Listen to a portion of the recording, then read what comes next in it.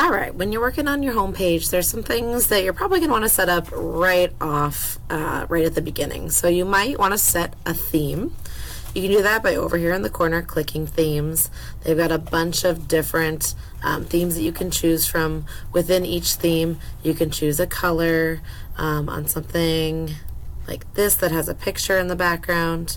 Okay, you can change the image in the background. Okay, by selecting the image, or you can upload one of your own if you want to. Okay, I'm just going to go through and choose this lovely image right here for my background. Okay, to insert on your front page over here, you can do a couple of things. If I want to insert a text box, okay, I can click up here, images. I can put things on from Drive, which I'll show you a little bit later, or I can embed. I also can double click anywhere on the page and it will add things that way as well. So if I want to add a text box, I would just click this and I might say, welcome to my culinary skills portfolio. Okay.